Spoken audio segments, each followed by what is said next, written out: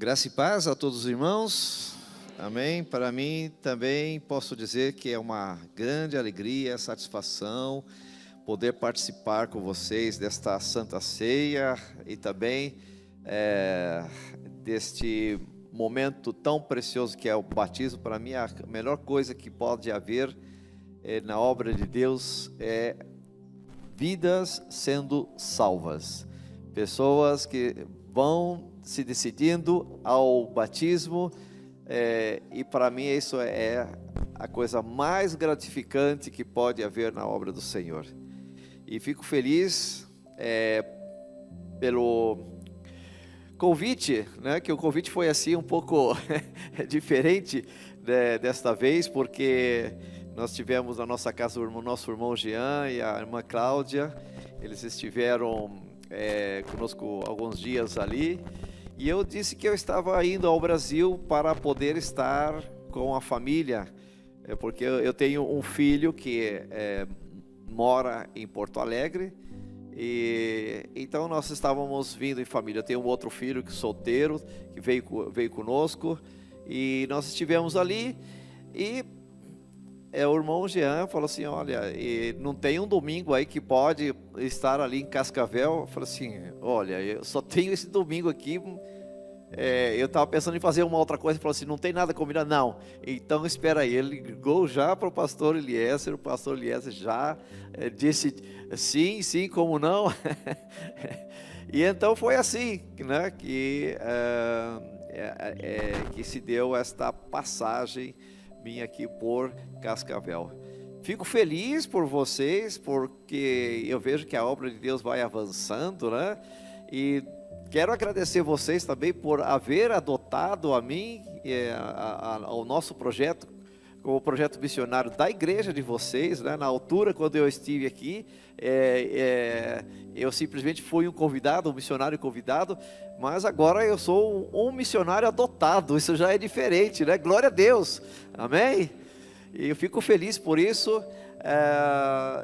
Então, esta é uma igreja agora que nós também oramos por vocês, e temos assim um relacionamento diferenciado, porque agora é campo missionário e igreja, né? Que bênção, que bênção.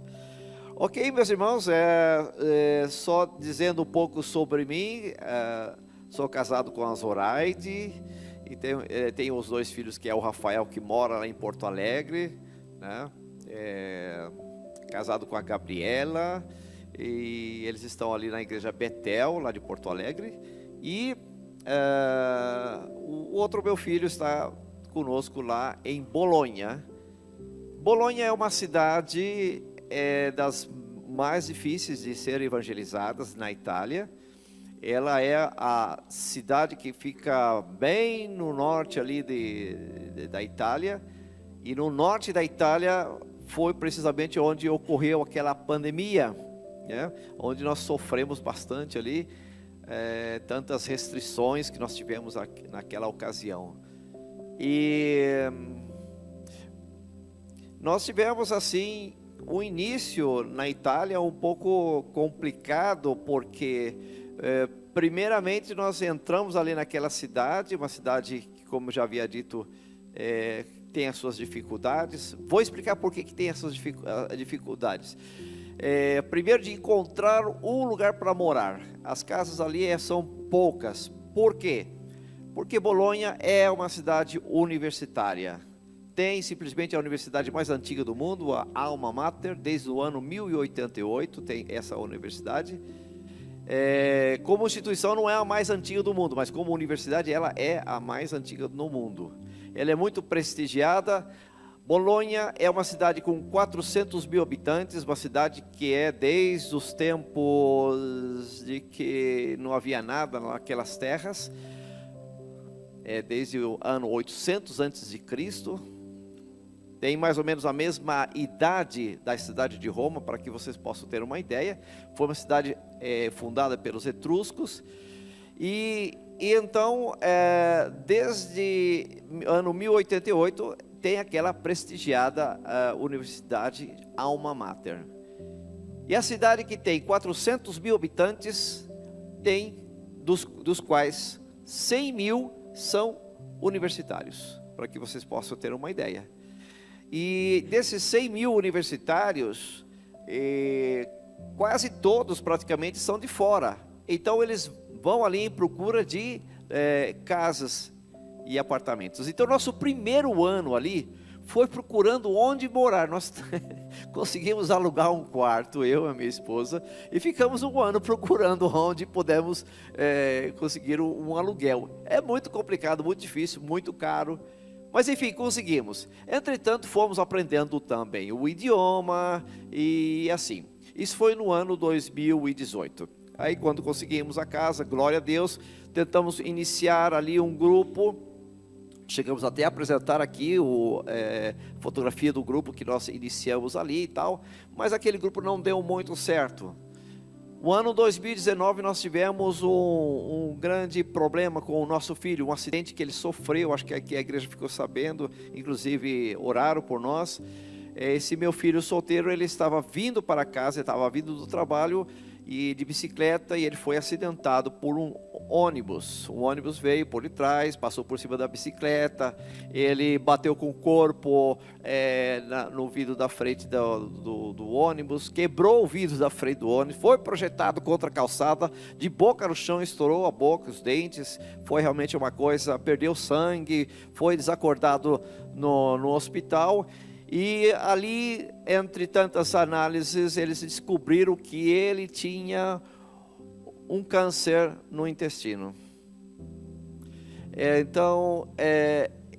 E ele não tinha nenhum sintoma, esse câncer estava avançando, e nós podemos ver aí a mão de Deus. Foi através do acidente que Deus salvou a vida do nosso filho, né?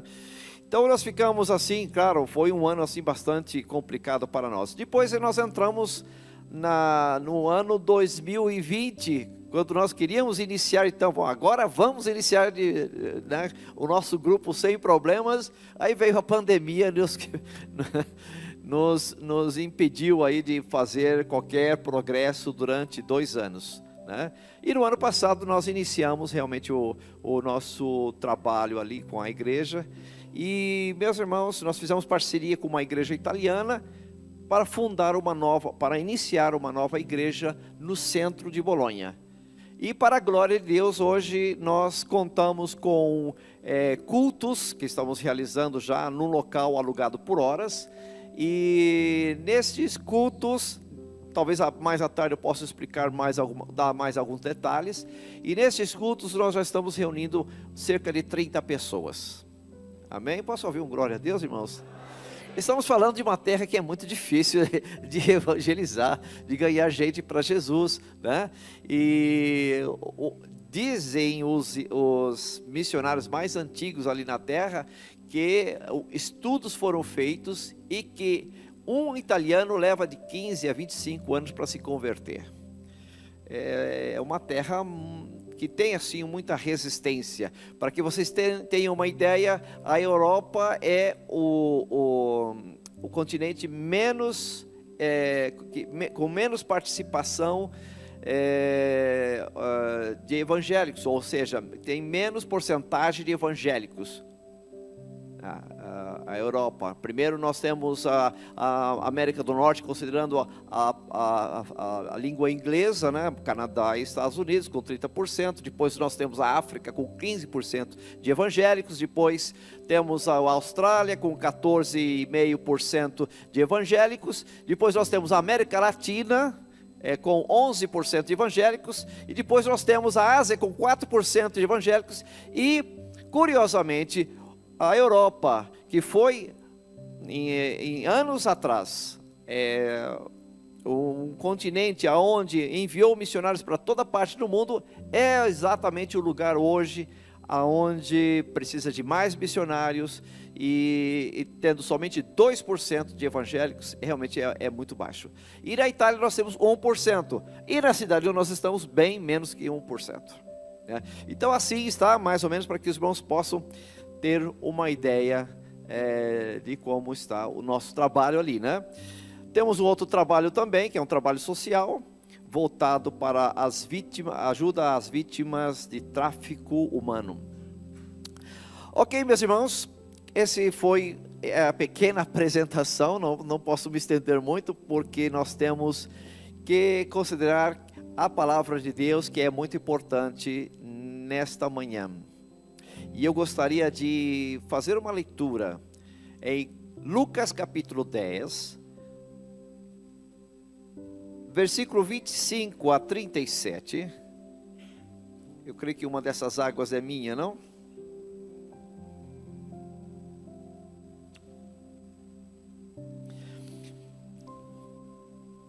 Uma vez um pastor foi beber a água que estava ali, estava com sede, né? Era o pastor convidado. Podemos ficar todos de pé, né? E então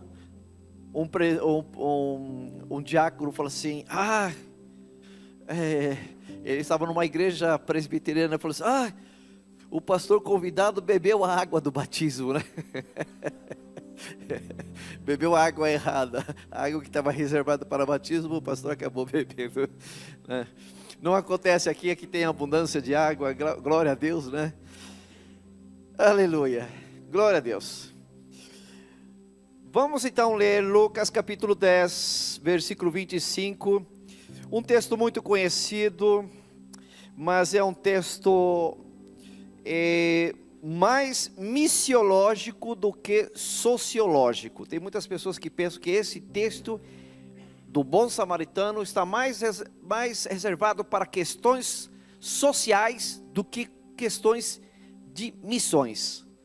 E hoje nós vamos entender que isto não é bem assim. Vamos ver. E eis que certo homem, intérprete da lei, se levantou com o intuito de pôr Jesus à prova e disse-lhe: Mestre, que farei para herdar a vida eterna? Então Jesus lhe perguntou: que está escrito na lei? Como interpretas?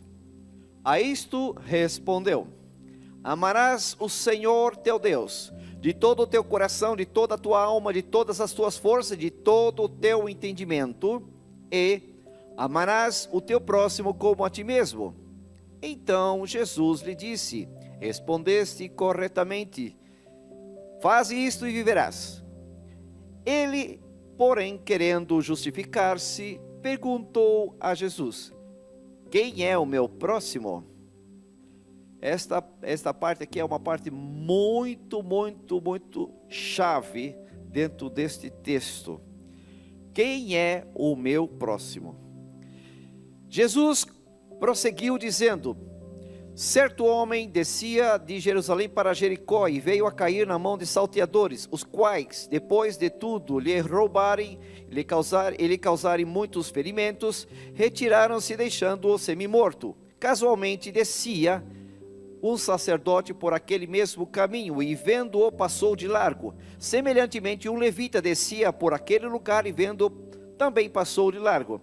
Certo samaritano que descia o seu caminho passou-lhe perto e vendo-o compadeceu-se dele. E chegando-se pensou-lhe os ferimentos, aplicando-lhes óleo e vinho. E colocando-o sobre o seu próprio animal, levou-o para uma hospedaria e tratou dele. No dia seguinte tirou 2 denários e os entregou ao hospedeiro, dizendo: Cuida deste homem, e se alguma coisa gastares a mais, eu te indenizarei quando voltar. Qual destes 3 te parece ter sido o próximo do homem que caiu nas mãos dos salteadores? Respondeu-lhe o intérprete da lei: O que usou de misericórdia para com ele? Então lhe disse: Vai e procede tudo de igual modo.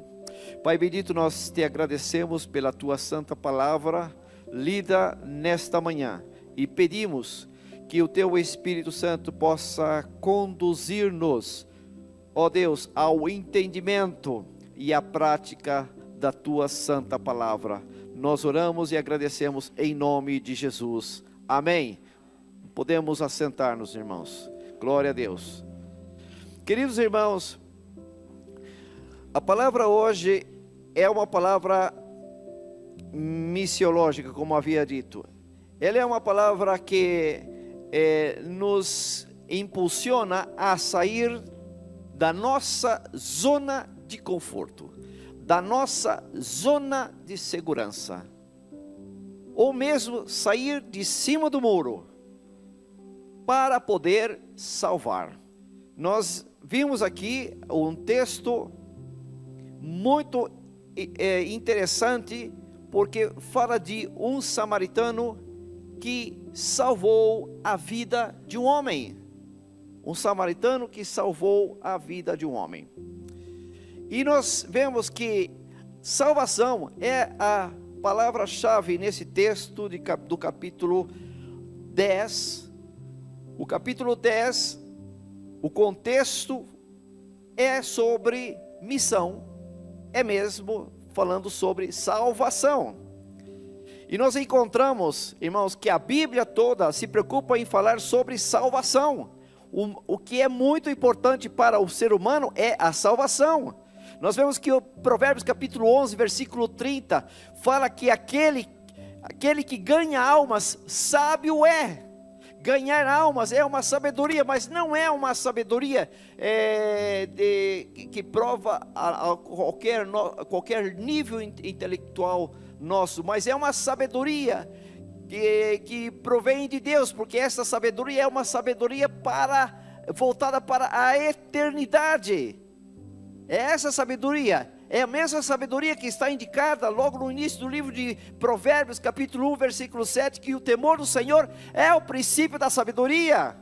Essa sabedoria, ganhar almas, é sabedoria. Amém? O plano de Deus para o homem é salvar o homem, é resgatar o homem, é curar o homem, é dar vida eterna ao homem. Esta é a missão de Deus, que Ele conferiu para a igreja.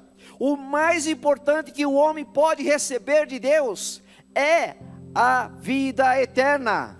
É o mais importante, é mais importante do que conseguir concluir uma universidade, é mais importante do que ganhar um carro novo, é mais importante que receber uma promoção no trabalho, ou então ter um posto muito elevado no trabalho, é mais importante do que herdar uma grande soma de dinheiro, é mais importante que comprar um carro novo, do que comprar uma casa nova, do que até mesmo de que construir um templo novo, é mais importante do que qualquer coisa material. A salvação é o bem que o homem pode receber da parte de Deus, e é o melhor presente que nós podemos receber no mundo. Por quê? Porque a salvação não é uma coisa terrena. As coisas terrenas ficam, mas as coisas eternas são para sempre, e a vida eterna é para sempre. A vida eterna é para sempre.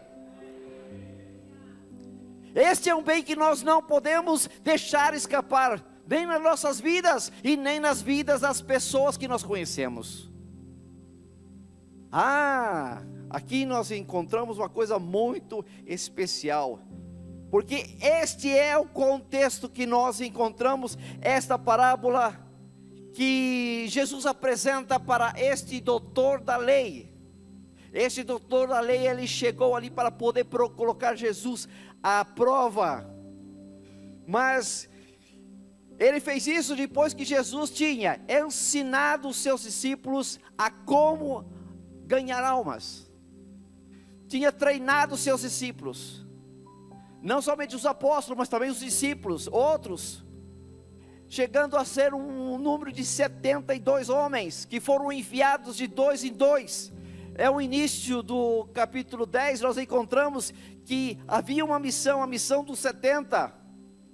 Depois esses homens eles foram, e ali eles curaram no nome de Jesus, e as pessoas eram curadas. Ali eles falavam da palavra no nome de Jesus, e as pessoas recebiam. Ali eles viam que pessoas tinham manifestações demoníacas, e eles expulsavam os demônios no nome de Jesus. Eles começaram a ver muitas coisas maravilhosas acontecendo em nome de Jesus, e eles voltaram tão contentes, e eles empolgados chegaram perto de Jesus e disseram: olha o que nos aconteceu, os demônios se submetiam a nós. E Jesus então disse para eles uma palavra muito especial no versículo 20 do capítulo 10: alegrai-vos não porque os espíritos vos submetem, alegrai-vos sim, porque o vosso nome estão escrito lá nos céus, estão arrolados lá nos céus.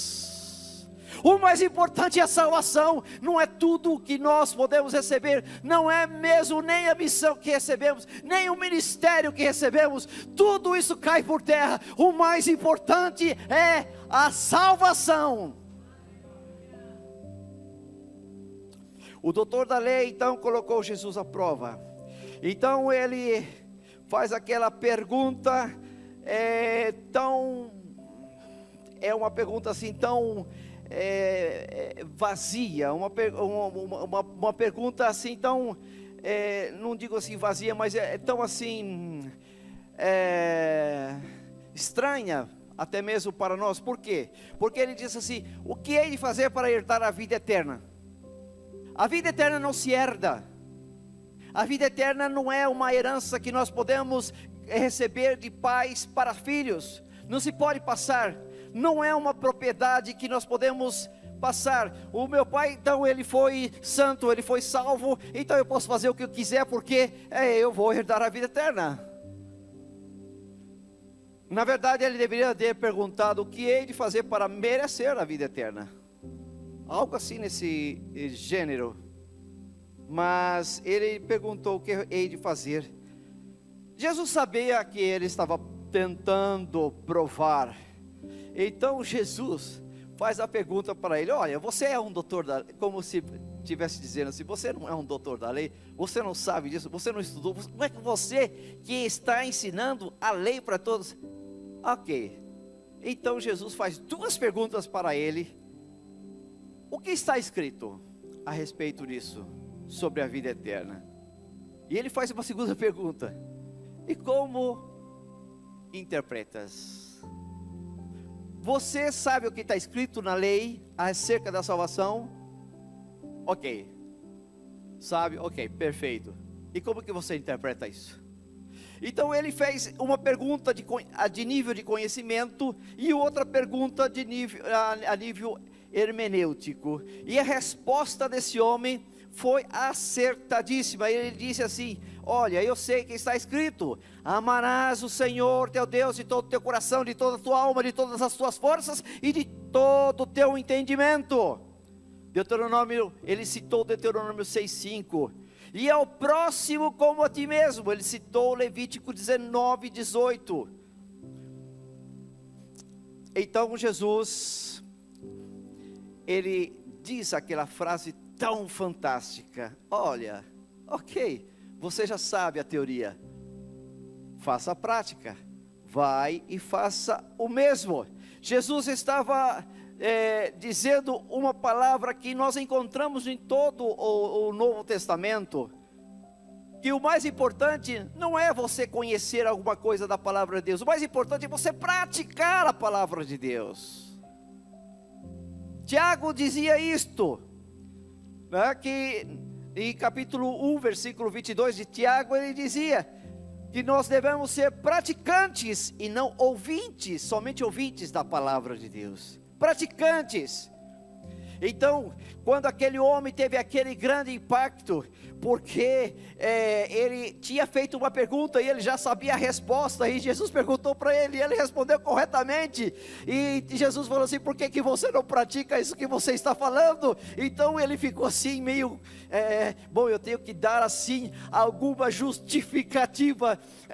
Então ele fez uma pergunta, e que eu acho que ele nem deveria ter feito aquela pergunta, mas ele fez. Ele disse assim: mas Senhor, quem é o meu próximo? Ele falou: quem é o meu próximo? Ele queria provar Jesus, porque os judeus,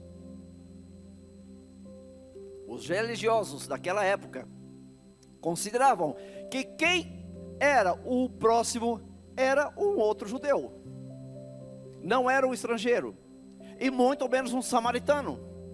eles não gostavam dos samaritanos. Os samaritanos não eram judeus, não era nem mesmo o próximo. Ele queria saber de Jesus. Agora eu vou pegar Jesus, eu quero saber quem é o meu próximo. Se Jesus falar que é o meu próximo, que eu quero saber. E Jesus pega e conta essa história do samaritano, no qual nós encontramos 4 protagonistas desta belíssima parábola contada por Jesus. Ele disse que um homem que descia de Jerusalém a Jericó, um percurso de 28 quilômetros, que nós encontramos aí no versículo 30. Certamente esse homem era judeu, porque era um percurso onde os judeus faziam constantemente. Esse homem foi roubado, foi espancado e foi deixado semi-morto. Se ele não recebesse qualquer cuidado, ele morreria, certamente morreria. E passando por aquele caminho, um sacerdote, era um caminho muito utilizado naquela época pelos sacerdotes, porque o templo ficava em Jerusalém, mas muitos sacerdotes moravam em Jericó, então eles faziam muito aquele percurso. Passou, viu aquele homem semi-morto e passou de largo e foi embora. O representante de Deus, naquela época, passou de largo, não socorreu. Um levita, acompanhante do sacerdote, viu também aquela mesma situação, fez a mesma coisa, mas quando Jesus falou um samaritano, eu imagino que a barriga, o estômago daquele perito da lei começou a se esfriar, ele começou a suar frio, porque Jesus falou a palavra que ele não queria ouvir. E esse samaritano, então, ele fez algumas coisas. Ele chegou perto e se compadeceu. Eu gostaria que a igreja pudesse repetir aquilo que está escrito ali no versículo 34, né?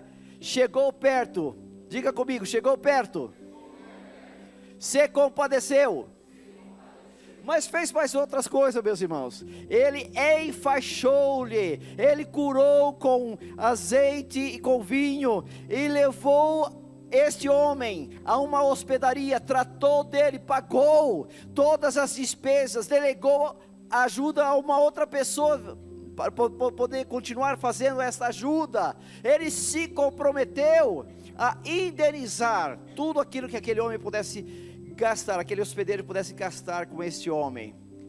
Jesus faz então uma pergunta que para mim é uma pergunta extraordinária. Lembra qual foi a pergunta que o doutor da lei, ou o perito da lei, fez a Jesus? Qual foi a pergunta? Quem é o meu próximo? Jesus faz uma pergunta invertida para ele. Perceba, ele estava querendo saber quem era o próximo dele, para que ele pudesse fazer o bem, para que ele pudesse amar. Quem é o próximo dele, para que ele pudesse exercer este amor para que com aquela pessoa. Quem é o meu próximo? E Jesus falou outra coisa. Jesus fez uma pergunta para ele: quem você acha que é o próximo daquele homem que estava ali semi-morto? Quem é o próximo daquele? Quem é o próximo daquele? Eu penso que o homem não esperava, o doutor da lei não esperava aquela pergunta. Ele ficou assim, ele sabia já qual era a resposta, porque era o samaritano, mas ele não podia falar diante das pessoas que estavam ouvindo que era samaritano. Ele, o doutor da lei, não podia falar isso. Então ele não usou a palavra samaritano, ele usou uma outra palavra, que é exatamente a palavra que Jesus queria ouvir na boca dele: aquele que usou de misericórdia. Aquele que usou de misericórdia. O próximo é aquele que usa de misericórdia. A palavra de Deus, quando fala a respeito de ser próximo, não é ser o próximo que é por aquele que está ao nosso redor. Ele diz que o próximo é aquele que se aproxima. Na versão nova que nós encontramos de Jesus, o próximo não são as pessoas que estão ao nosso redor e que nós identificamos: bom, este é meu próximo, este não, este é meu próximo, este não. O próximo somos nós. Por quê, meus irmãos? Segundo a nossa campanha que nós estamos fazendo de jejum e oração, não sei se aqui estão fazendo também campanha de jejum e oração, 40 dias, né? Venha o teu reino, o reino de Deus está próximo. A Bíblia diz que o reino está próximo. O reino de Deus está próximo. Próximo não é próximo como se nós estivéssemos num ponto de ônibus esperando e dizer assim, olha, o ônibus está próximo. Ele logo vai chegar, não é uma coisa que está se aproximando. Próximo é perto. Próximo é perto, não é o seguinte, é perto. Perto, tão perto que pode estar no íntimo. Porque nós encontramos daqui, a palavra de Deus diz, em Lucas capítulo 17, versículo 21, que o reino de Deus está dentro de vocês, tão perto que ele está dentro de vocês.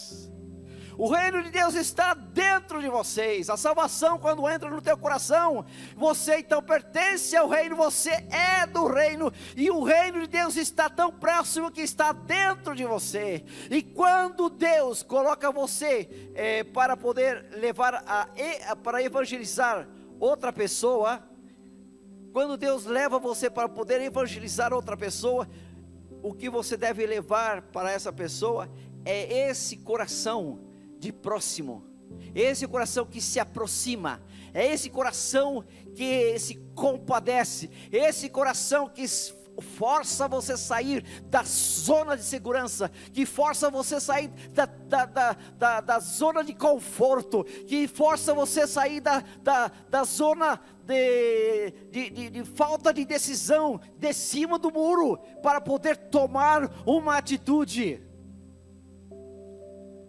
Nós encontramos uma humanidade aí fora, de pessoas que, como aquele homem que estava semi-morto, que foi espancado pelos salteadores. Nós encontramos as pessoas aí fora que estão sem Cristo, elas estão nesta mesma condição, elas foram assaltadas pelo inimigo, elas foram espancadas pelo inimigo, elas estão caídas e estão a ponto de morrer, esperando que alguém possa vir a socorrer. Quem virá por elas? Quem vai realmente ser aquele que vai sair da zona de conforto e de segurança e então ajudá-las? Quem? Então, aquela resposta daquele homem foi: o que usou de misericórdia? E Jesus fala então para ele: ora, então vai e procede você de igual modo. Você, doutor da lei, que conhece tanto, que sabe tanto, que tem tanta coisa para poder ensinar, além de praticar, aprenda com o samaritano que você não considera ser o próximo, mas que ele, sim, na minha parábola, ele foi o próximo para poder ajudar e a salvar outra pessoa. Amém, irmãos? Compreenderam aqui algo tremendo? Aleluia! Então, qual é a relação que nós encontramos do samaritano com a sua missão e a missão que a igreja tem no mundo? É a missão de salvação. Salvação, essa é a principal missão da igreja, é salvar. Salvar aqui em Cascavel, é salvar lá na Itália. E esta salvação fala de uma missão que a igreja tem aqui, mas tem um compromisso também com missões lá fora. Salvação. E a salvação realmente faz com que o samaritano possa salvar aquele homem da morte, mas também cuidar dele para que ele possa estar bem. Salvação não é somente que a pessoa receba Jesus como Senhor e Salvador, é que ela continue recebendo todo o necessário para continuar o processo de crescimento para a sua salvação. É isso. Então vamos aqui, para poder concluir, meus irmãos, ver uma coisa: qual é a relação que tem o samaritano com a missão do samaritano com a missão da igreja? Eu penso que deve ter tudo. Vamos aqui ver aqui algumas coisas. O samaritano se aproximou. É missão da igreja se aproximar também das pessoas que precisam de salvação, sim ou não? O samaritano se compadeceu daquele homem. Está dentro da pauta da missão da igreja se compadecer das pessoas que estão sem salvação, sim ou não? Aquele homem, o samaritano, ele curou as feridas. É pauta da missão da igreja de curar as feridas daquelas pessoas que estão feridas, sim ou não? Aquele homem tratou, cuidou, deu o alimento, trouxe para uma hospedaria. É missão da igreja pegar essas pessoas, tratar e cuidar, trazer para o meio da igreja, para que ela possa receber todo o cuidado, sim ou não? Aquele homem, ele, o samaritano, ele usou o seu dinheiro, o dinheiro que ele tinha reservado talvez para a sua família, o dinheiro que ele tinha reservado para poder comprar alguma coisa para ele mesmo. Ele sacrificou do seu bolso, o dinheiro para poder fazer com que aquele homem pudesse receber todo o cuidado, tudo que pudesse ser necessário para poder continuar vivo. Então ele ofertou, ele custeou e ele indenizou. Essas foram as palavras. É missão da igreja ofertar, custear e indenizar missões, sim ou não? Aquele homem, o samaritano, ele resgatou e salvou. É missão da igreja resgatar e salvar, sim ou não? Aleluia! E como disse Jesus, em Lucas capítulo 19, 10, Jesus veio salvar, veio buscar e salvar aquele que se havia perdido. Aleluia! Essa é a missão de Jesus. E a missão de Jesus, a missão de Deus, foi dada para a igreja. Glória a Deus. Você tem uma missão. Eu e você, nós temos uma missão. E essa missão, ela parte do princípio que nós temos que ser mais próximos daqueles que Deus colocou no nosso caminho. Que nós temos que ser o próximo e não esperar que as outras pessoas se aproximem. Nós temos que ser os próximos daquelas pessoas. Que nós temos que compadecer mais dessas pessoas. A palavra compadecer, Jesus fazia a missão dele por compaixão. Tantas partes dos evangelhos nós encontramos que Jesus olhava para a multidão e se compadecia deles. Compaixão. Sem compaixão nós não podemos fazer. Sem amor nós não podemos nos aproximar de verdade. Nós não podemos ter a motivação correta para poder ajudar as pessoas. Muitas vezes nós queremos salvar, mas às vezes no nosso interior está assim: faz tanta bobagem, é bom mesmo que aprenda com os erros que está fazendo. Não é assim, porque Jesus usa de misericórdia por nós. Deus usou de misericórdia por nós. Nós também temos os nossos falhos, os nossos erros, e tivemos também tantas falhas que talvez Deus pudesse falar a mesma coisa sobre nós, mas Deus escolheu salvar as nossas vidas. Amém? Glória a Deus. E Deus também tem um plano, uma missão nesta cidade. Muitas vidas que estão ao nosso redor e que nós devemos ser o próximo delas.